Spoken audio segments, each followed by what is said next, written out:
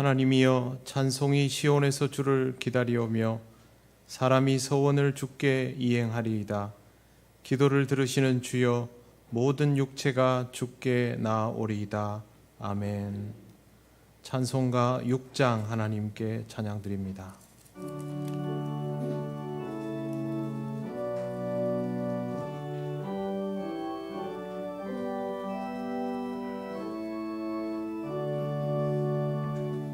목소리 높여서 주 찬양하여라. 영광과 권세와 존귀와 위엄을 온누리 다스리시는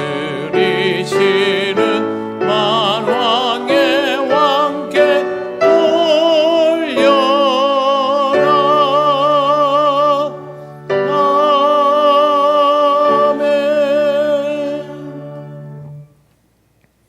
성시교독 51번입니다.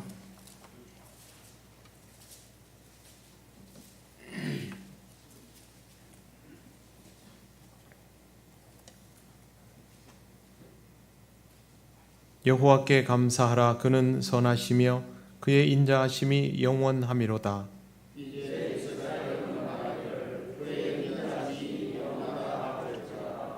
이제 아론의 집은 말하기를 그의 인자하심이 영원하다 할지로다.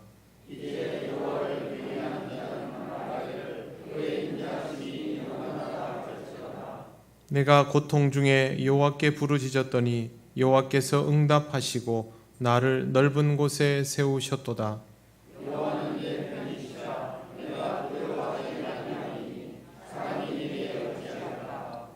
여호와께서 내 편이 되사 나를 돕는 자들 중에 계시니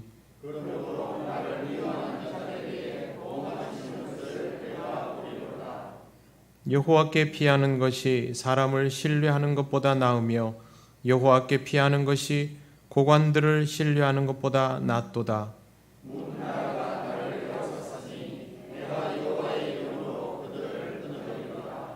너는 나를 밀쳐 넘어뜨리려 하였으나 여호와께서는 나를 도우셨도다.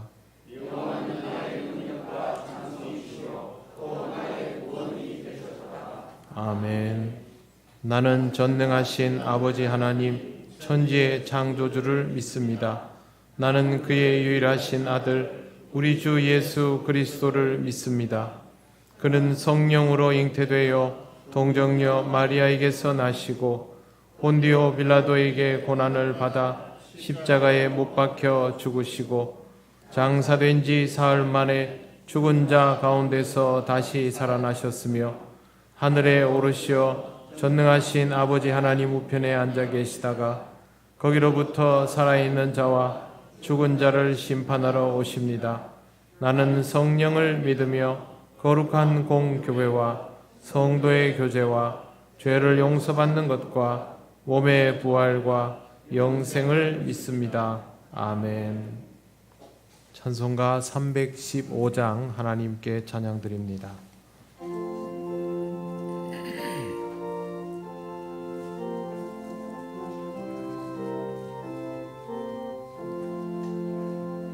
내 주 되신 주를 참 사랑하고 곧 그에게 죄를 다고합니다.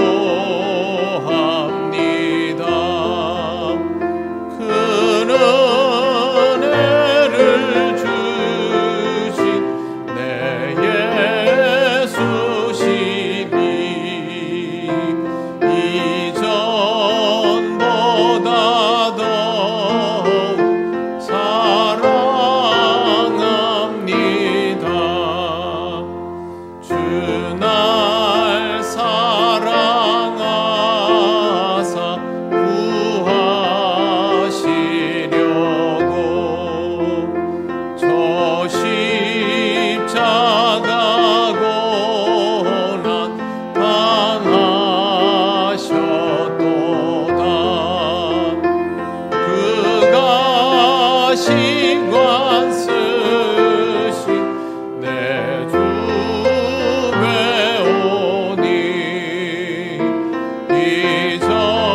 이전보다 더 사랑합니다.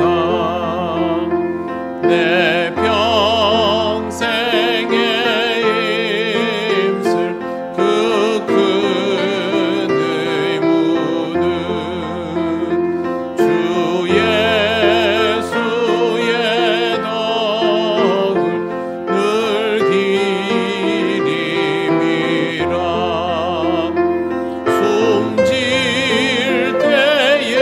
때에까지 내 할 말씀은 이전보다 더욱 사랑합니다. 그 영광의 나라 나 들어가서 그 풍성한 은혜 늘 감사하리. 금멸 유관 쓰고 나 찬송할 바 이전보다 더욱 사랑합니다.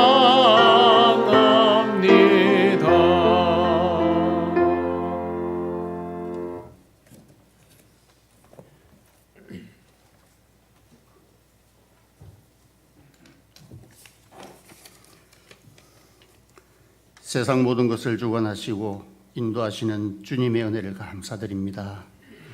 지난 한 주간도 주님의 은혜 속에 살았는지 되돌아보게 하시며 행여 부족하고 잘못된 것이 있다면 용서하여 주시옵소서. 세상은 평화를 원하지만 나날이 전쟁으로 인해 피폐해지고 있고 자기들의 이익 추구만을 위해 사정없이 파괴되고 있습니다. 무엇이 옳고 그른지도 모르고 살아가는 이 시대를 용서하옵소서. 제법 무더운 날씨가 연일 이어지고 있는 이때 우리 성도들의 건강을 지켜주시고 주님의 은혜 속에 살게 하시며 그 은혜를 기이 여기는 우리가 되게 하옵소서. 이번 주에는 또한 지방선거가 있습니다. 새롭게 출범하는 정부와 잘 호흡하는 지방자치로 모두가 한마음 한뜻으로 이 나라를 지키고 세워지게 하옵소서.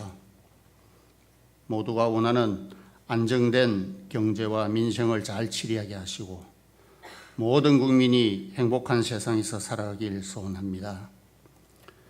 우리 교회에서도 새로운 일꾼을 세우고자 합니다.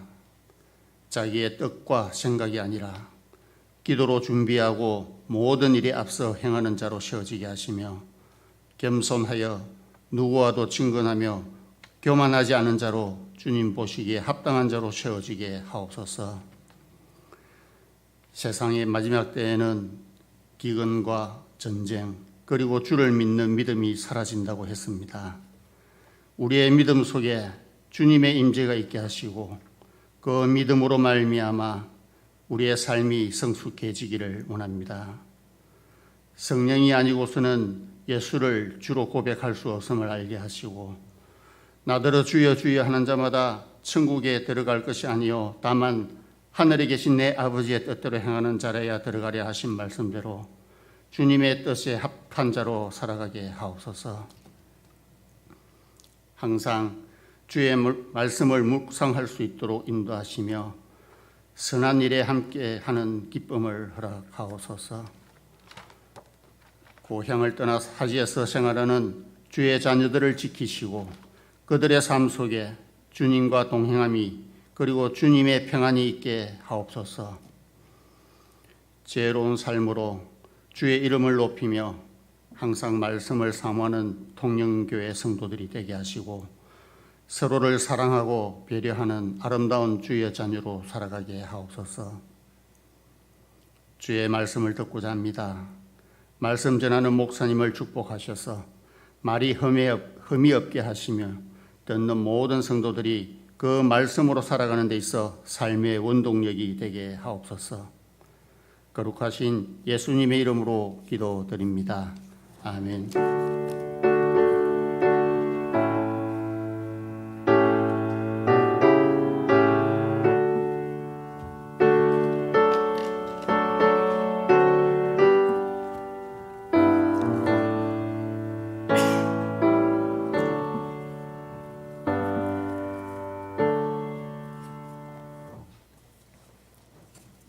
하나님 말씀 사도행전 13장 17절에서 24절입니다.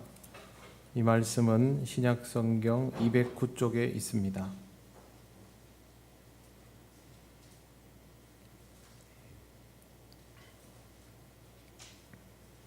사도행전 13장 17절에서 24절 말씀을 봉독합니다.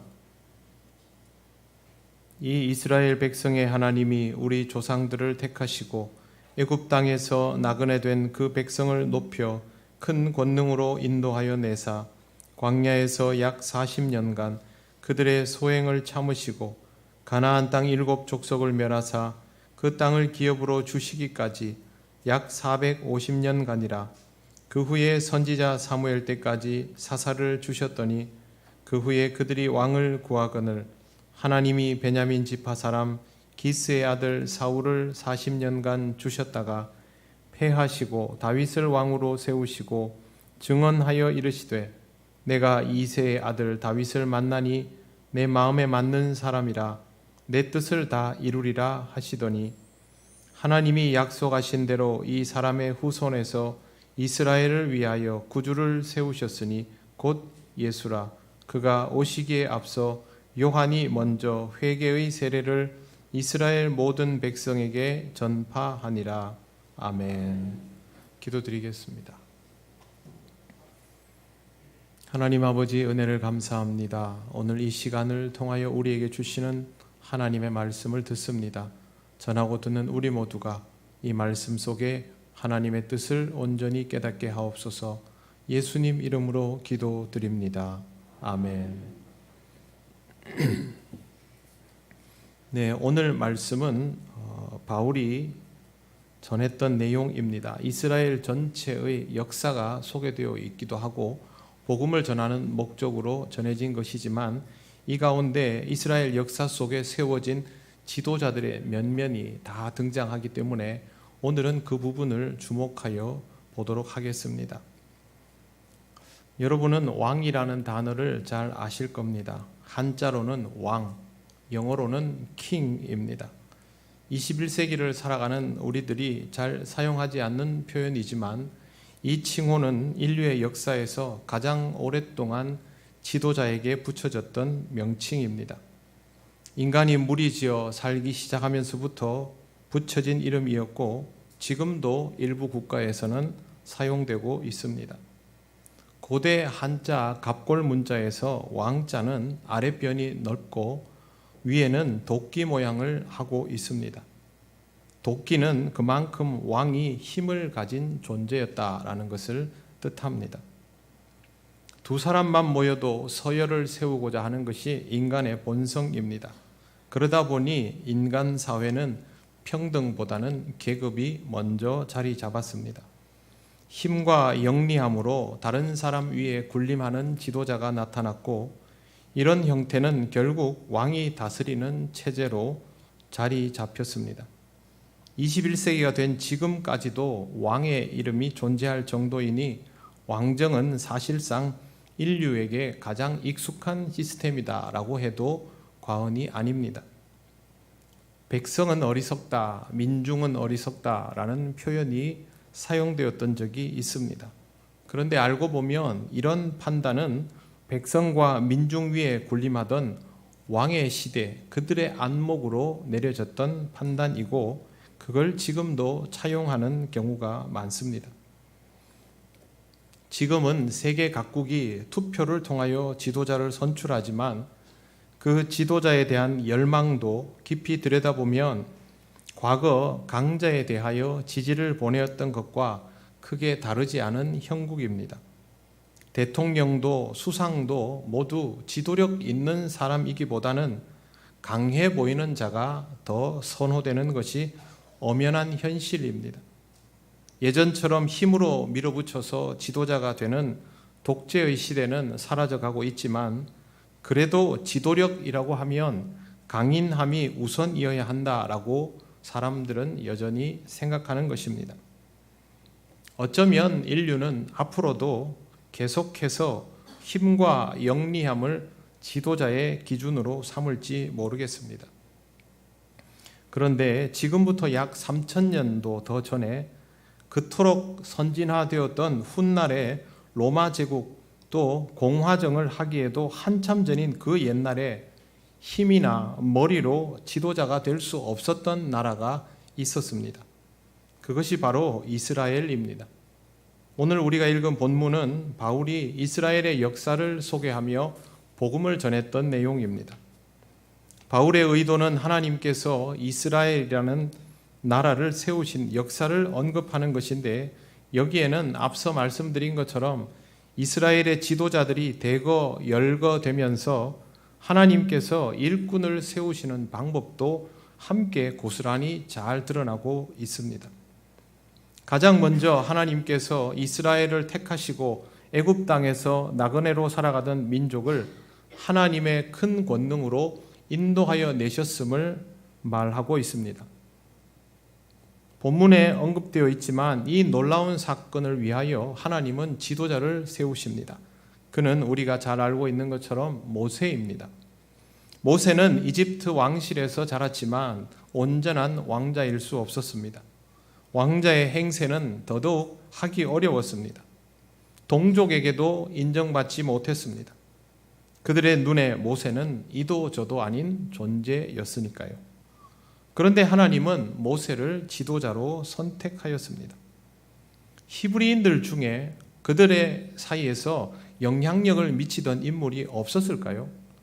그럴 수 없습니다. 집단으로 지배를 받고 있던 사람들은 서로 뭉치게 마련이고 분명히 모세 이외에도 그들 사이에 영향력을 미쳤던 사람이 있었을 겁니다. 그럼에도 불구하고 하나님의 선택은 모세였습니다. 모세가 너무 뛰어난 사람이라서 하나님이 선택하셨을까요? 그렇지 않습니다. 모세의 지도자 생활을 들여다보면 단 한 번도 모세의 직접적인 역량이 사용되었던 적이 없습니다. 자기도 스스로 그런 능력 없다라고 말했던 인물이 다름 아닌 모세였습니다. 백성의 지지를 받아 세워진 지도자도 아니고 스스로의 역량으로 쟁취한 자리도 아니지만 모세는 훗날 이스라엘을 가장 대표하는 지도자로 기억되고 있습니다.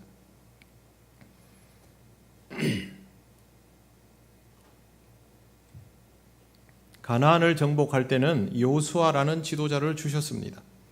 그는 모세의 수종을 들던 사람이었는데요. 모세의 혈통은 아니었습니다.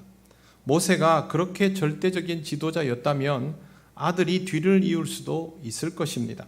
그 시대에는 그것이 일반적인 방식이었습니다.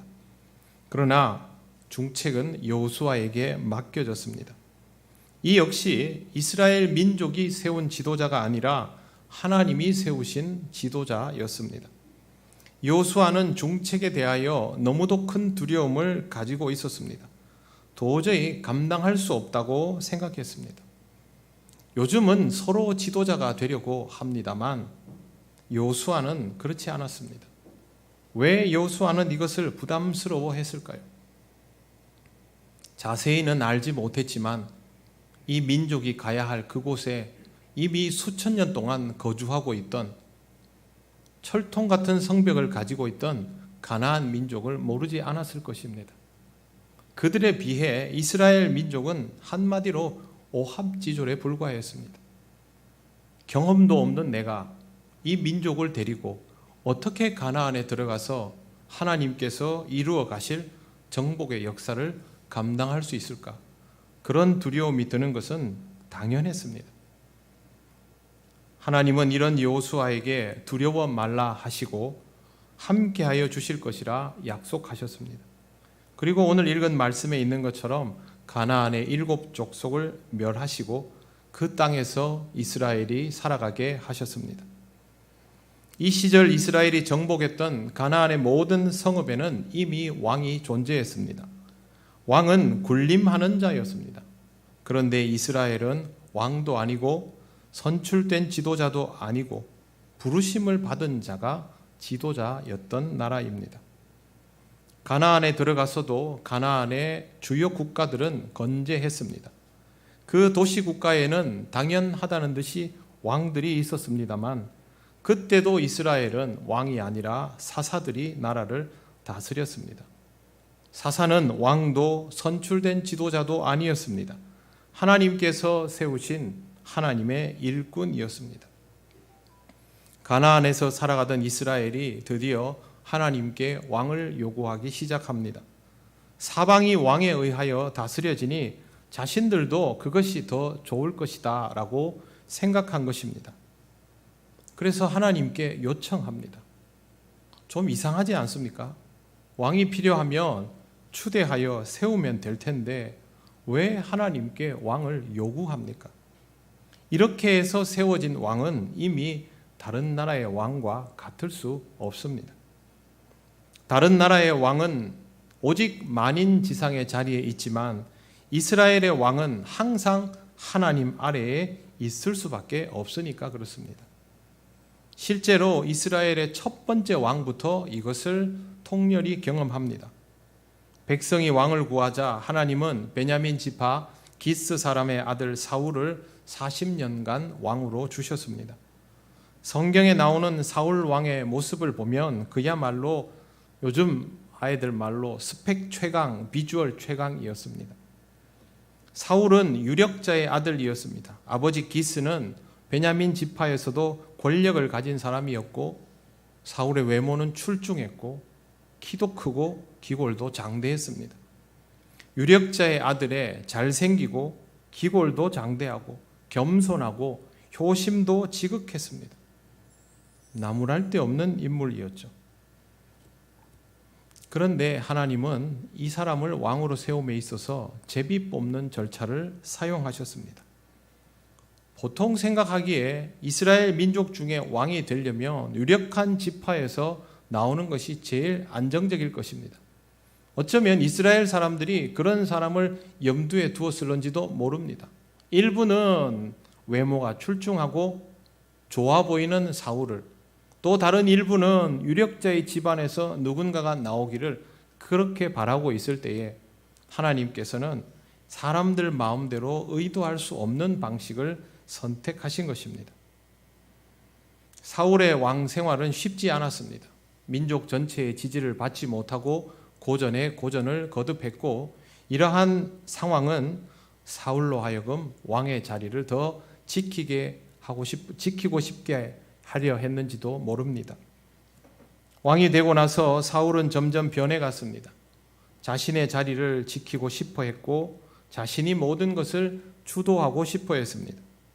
결국 사울 왕은 번제를 주도하는 것으로 인하여 사무엘에게 책망을 받고 뒤이어서 아말렉과의 전쟁에서 얻은 전리품을 처리하는 과정에서 하나님의 분노를 삽니다. 제사를 주도하고 전리품을 취하는 것은 그 당시 왕에게는 당연한 권한이었지만 사울에게는 그것이 허락되지 않았던 것입니다. 엄밀한 의미에서 사울은 최고의 자리에 있을 수 없는 존재이기 때문입니다. 하나님은 말을 듣지 않던 사울을 왕위에 놓아둔 채로 새로운 지도자를 지목해 버리셨습니다. 사울은 아직 왕위에서 내려오지도 않았지만 먼저 하나님에 의하여 용도 폐기되었습니다. 누가 구테타를 일으킨 것도 아니고 스스로 물러난 것도 아닌데 하나님께서 일방적으로 이렇게 하셨다라는 말은 그만큼 이스라엘의 왕 자리가 우리가 일반적으로 이해하고 있는 왕과는 완전히 다르다는 뜻입니다. 하나님은 다윗을 택하실 때 내 마음에 맞는 사람이며 내 뜻을 다 이룰 것이라 하셨습니다. 더 이상 하나님의 그림에는 사울이 없었던 것입니다. 사울은 왕위에서 물러나기 싫어했지만 결국 하나님의 말씀대로 되었습니다. 아들들과 함께 전장에서 생을 마감하고 다윗은 무리 없이 왕위에 오르게 됩니다. 하나님은 다윗을 왕위에 세우기 전부터 백성의 주목을 받게 만들었습니다. 그것은 여러분 잘 아시는 것처럼 골리앗과의 결투에서 승리하게 하신 것입니다. 다윗이 어릴 때부터 목동으로 살아가며 물맷돌을 던지는 데는 선수가 되어 있고 야생동물 정도는 쉽게 잡을 수 있는 그런 출중한 실력자였을 수도 있습니다. 그럼에도 불구하고 백전노장의 거장과 어린 소년, 경험이 전혀 없는 소년과의 결투는 불을 보듯 뻔한 것이었습니다. 그러나 이 결투에서 다윗은 승리했고 백성은 하나님께서 다윗을 도우신다라는 사실을 명백하게 확인하게 되었던 것입니다. 이런 기회를 통하여 사울보다 더 사랑받는 새로운 지도자 다윗이 출현하게 되었습니다만 왕위에 오른 다윗도 하나님 앞에서 죄를 저지르게 됩니다. 부하의 아내를 탐내어 빼앗고 그것으로 인하여 그 여인과의 사이에서 태어난 첫째 아이를 잃고 자식들이 서로를 죽이는 참상을 보게 되고 아들의 반란으로 인하여 쫓겨나고 능욕당하며 백성으로부터 조롱받는 정말 말할 수 없이 큰 고통을 경험하게 되었습니다. 이 모든 일들은 다윗이 하나님의 종이라는 사실을 스스로 잊어버리면서 시작된 것입니다. 이스라엘의 지도자는 그의 이름이 모세라고 할지라도 하나님의 종이며 백성이 두려워했던 위대한 사사라고 할지라도 여전히 하나님의 종이었으며 제비뽑기로 세워진 왕이든지 전쟁에서 연전연승한 왕이라 할지라도 또 왕위에 오르기 전부터 백성의 사랑을 받았던 지도자라고 할지라도 모두 하나님 앞에서는 하나님의 일꾼일 뿐입니다.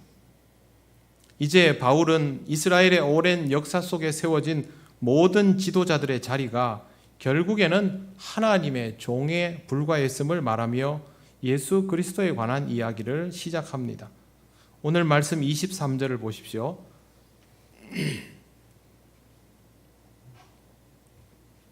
하나님이 약속하신 대로 이 사람의 후손에서 이스라엘을 위하여 구주를 세우셨으니 곧 예수라. 엄밀한 의미에서 다윗을 언급한 이유는 다윗이 위대해서가 아닙니다. 예수 그리스도의 혈통이 여기에서부터 육신에서 비롯되었기 때문입니다. 모세와 사사와 왕들이 민족을 위기에서 몇 번이나 구했어도 그들에게는 구주라는 칭호가 붙지 않습니다. 뒤에 나오는 세례자 요한이 이것을 다시 한번 입증합니다. 요한은 자신이 살아가던 시대에 예수 그리스도와 비견되었던 인물입니다. 엄청난 추종자들이 있었습니다. 그럼에도 불구하고 오늘 우리가 읽은 바로 그 다음 구절에 보시면 정작 자기 자신은 주님의 신발끈을 풀기도 감당치 못할 수준이라고 분명히 말하고 있습니다. 사람들이 아무리 칭송을 할지라도 예수 그리스도와는 분명히 다른 하나님의 일꾼일 뿐이라는 것이죠. 사람들이 뭐라 해도 다 하나님이 세워주신 사람입니다. 하나님에 의하여 세워진 사람은 신앙 공동체에서 지도자입니다. 그러나 하나님 앞에서는 종입니다. 여러분이 사역을 너무 잘하여서 이 교회를 지키고 회중 전체를 이끌어갈 역량이 있는 사람일 수 있습니다. 모세나 여호수아처럼 훌륭한 영도력을 가지게 될 수도 있습니다. 사람들이 믿고 따르며 추앙할 수도 있습니다. 그러나 여러분은 여전히 하나님의 종입니다. 예수 그리스도와는 명백히 다른 위치인 것입니다. 교회에서 사용되는 칭호들 중에 감독, 장로, 또 무슨 회의 회장, 집사 이런 이름들이 일반 사회에서도 사용되고 비슷한 칭호들이 존재합니다. 이름과 위치는 매우 비슷해 보이지만 실제로는 아주 다릅니다. 가끔은 이런 이름들이 비슷하기 때문에 권한과 위격도 비슷하다고 생각하는 경우가 있습니다. 예를 들면 사회에서 교회를 모르는 사람들이 교회 목회자를 보고 그 교회의 대표이고 경제적 소유주인 것처럼 그렇게 착각하는 경우도 있지 않습니까? 그런 이름들이 가지고 있는 오해인 것이죠. 세상에 왕이 있고 이스라엘의 왕이 있어도 두 왕은 엄연히 달랐던 것처럼 교회의 장로도 세속적인 공동체의 원로나 장로와는 완전히 의미가 다릅니다. 세상의 원로와 장로는 그 공동체의 판단을 주도할 수 있는 가장 어른이지만 교회의 장로는 언제나 하나님 앞에서 먼저 헌신하는 모범적인 일꾼입니다. 이것은 교회 공동체 구성원 모두가 분명하게 알고 있어야 할 중요한 사안입니다. 하나님의 종이 하나님의 종인 것을 잊어버렸던 순간부터 벌어졌던 일들이 성경에 고스란히 기록되어 있으니 우리는 언제나 이것을 교훈 삼아야 합니다. 성도 여러분, 잊지 마십시오. 하나님은 항상 일꾼을 직접 세우셨습니다. 하나님은 백성이 바라던 왕조차도 그들이 원하는 인물을 세운 것이 아니라 다른 방식을 통하여 직접 결정하신다는 것을 보여주셨던 분입니다. 하나님께서 일꾼을 세우시는데 인간의 의지는 반영되지 않았습니다. 오늘 우리는 투표로 장로를 선출합니다. 이 투표를 우리가 행사하지만 하나님은 오늘도 우리를 통하여 하나님께서 직접 결정하신다는 것을 보여주실 것입니다. 다만 이것은 우리가 성령의 하나 되게 하신 것을 함께 지켜나갈 때에 드러나는 역사입니다. 우리가 성령 안에 있지 않고 하나님의 의지를 고려하지 않는다면 하나님의 역사를 경험하기 어렵습니다. 오히려 인간적으로 불편한 마음을 가질 수도 있고 정도가 심하다면 시험에 들기도 합니다. 하나님의 일꾼을 세우는데 왜 사람이 시험에 드는 것일까요? 원하는 대로 되지 않아서 그렇습니다. 일꾼을 세우는 일을 통하여 시험 드는 교회를 보셨을 겁니다. 그런 교회는 좋은 일꾼을 세우지 못해서 시험에 드는 것이 아닙니다. 그것이 하나님의 역사인 것을 받아들이지 못해서 시험에 드는 것입니다. 교회의 선거는 교회 밖에 어떤 선거와도 다르다라는 것을 꼭 기억하시기를 바랍니다. 내 마음에 들어야 하나님의 역사라는 것이 받아들여진다면 그것은 내가 하나님처럼 살겠다라는 말밖에 되지 않습니다. 하나님의 역사는 하나님의 마음에 드는 역사입니다. 그러니 우리 마음에 들지 않을 수 있습니다. 내가 사람을 세운다, 우리가 사람을 세운다라는 생각 자체를 머릿속에서 지우시기를 바랍니다. 그럴 수 없습니다. 그래서도 안 됩니다. 세워지는 분들도 교인들이 나를 지지해 준다라는 생각 자체를 머릿속에서 아예 지워야만 여러분들이 겸손하게 일할 수 있습니다. 하나님은 그렇게 일을 시키는 분이 아닙니다.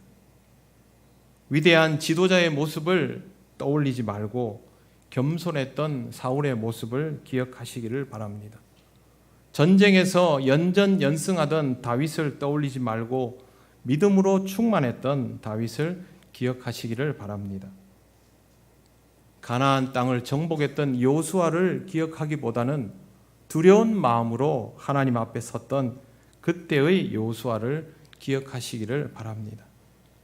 왕처럼 군림했던 사사보다는 하나님이 주신 숙제를 풀기 위해 충성하고 헌신했던 사사들의 건강한 모습을 기억하시고 온유함이 지면의 모든 사람보다 높았던 모세의 모습을 닮아가시기를 바랍니다. 그리고 어떤 칭송과 추앙 속에서도 자신의 정체성을 잃지 않았던 세례자 요한을 통하여 배우시기를 바랍니다. 그러면 언제나 하나님께 사랑받는 종으로 변함없이 하나님께 쓰임받는 일꾼으로 살아가게 될 것입니다. 하나님은 세우신 종을 통하여 영광을 드러내시는 분이십니다. 그러므로 하나님의 마음에 맞는 사람이 되시기를 바랍니다. 하나님의 마음에 맞는 사람이라는 말은 다윗에게 해당되는 말이 아닙니다. 하나님께 순종하고 있는 사람에게 해당되는 말입니다. 그렇게 하나님께 맞는 사람에게 하나님이 주시는 모든 것은 복될 수밖에 없음을 잘 기억하시고 오늘 또 하나님의 일꾼을 세우는 일에 성령의 인도하심을, 성령의 하나 되게 하심을 잘 따르며 힘써 지켜 나가시기를 바랍니다. 기도드리겠습니다. 하나님 감사합니다. 우리에게 교회를 지킬 수 있는 기회를 주시고 교회를 통하여 하나님 나라를 확장할 수 있는 기회를 주심을 감사합니다. 때가 되어 하나님 앞에서 일꾼을 세워나감에 있어서 우리의 판단과 생각에 휘둘리지 않게 하시고 그동안 기도하였던 대로 하나님이 주시는 응답을 따라 하나님 주시는 이 기회를 잘 사용할 수 있게 하여 주시옵소서.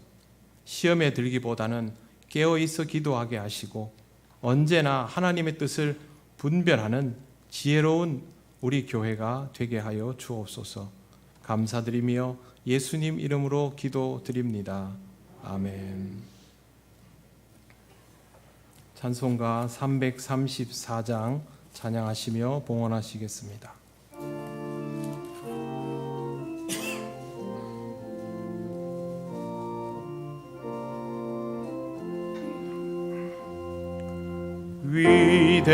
위대하신 주를 나 기억하겠네. 언약하신 대로 날 인도하시네. 저 단비와 같은 은혜 늘 내려주시니 그 크신 주의 사랑 날 구속하셨네. 영광스러운 주를 나 기억하면서 앞을 바라보며 나 달려가리라. 주 우리와 함께하며 늘 동행하시니 성령의 능력으로 섬기게 하소서. 교회의 머리 되신 주 기억하면서 힘과 부귀 모두 나 주께 바치리. 영이 되어 그 길을 가면서 주 다시 올 때까지 교회를 섬기리. 하나님 감사합니다. 오늘도 하나님 앞에 예배를 허락받아 드리며 하나님 앞에 봉헌합니다. 언제나 기쁜 마음으로 하나님께 봉헌할 수 있는 믿음이 되도록 우리를 지켜 주시옵소서. 다음 한 주간도 우리 통영교회 모든 성도들을 지켜 주시기를 원합니다. 어려운 시대에 오니 물질로 인하여 시험 들지 않게 하시고 주시는 것들은 지혜롭게 사용하게 하옵소서. 감사드리며 예수님 이름으로 기도드립니다. 아멘.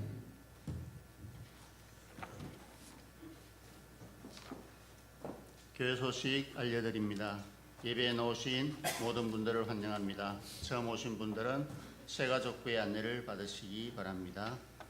예배 전 교인 첫날 새벽 기도회가 6월 1일 수요일 새벽 5시 30분에 제1교육관에서 있습니다. 안내. 오늘 2부 예배 후, 이 예배 후에 항존직 선거를 위해서 공동의회가 있습니다. 한 분도 우리 교회 교인들은 한 분도 가시지 마시고 투표에 참여해 주시기를 바랍니다. 두 번째, 제2남성교회 야외회가 6월 1일 수요일 오전 8시 교회에서 출발합니다. 장소는 함양 대봉산 휴양밸리에서 있습니다.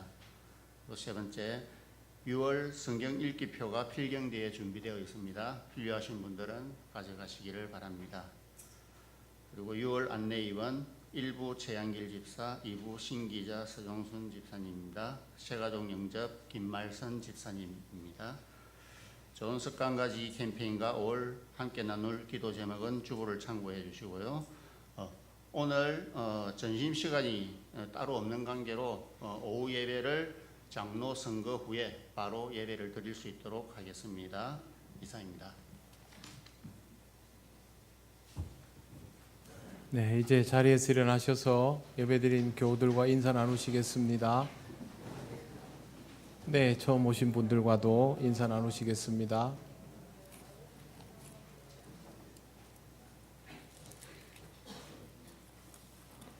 찬송가 635장 주기도문 찬양 드립니다.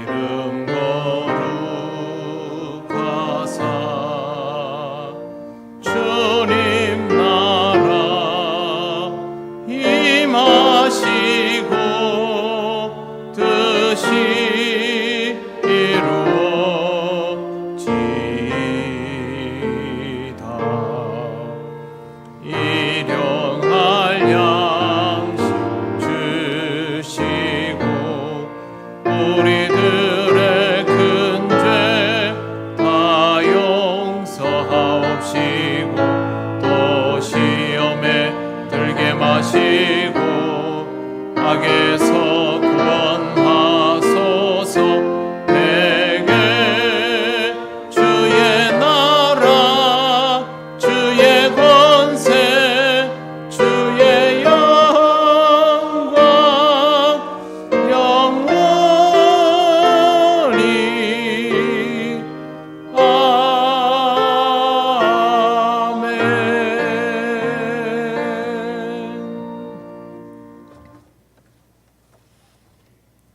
우리 주 예수 그리스도의 크신 은혜와 하나님 아버지의 놀라우신 사랑과 성령님의 교통하시고 인도하여 주심이 하나님의 뜻을 알며 그 뜻을 받아들이며 하나님 세우신 일꾼으로 살아가기를 원하는 이 시간 예배하는 권속들 위에 영원토록 함께 하시기를 간절히 축원하옵나이다.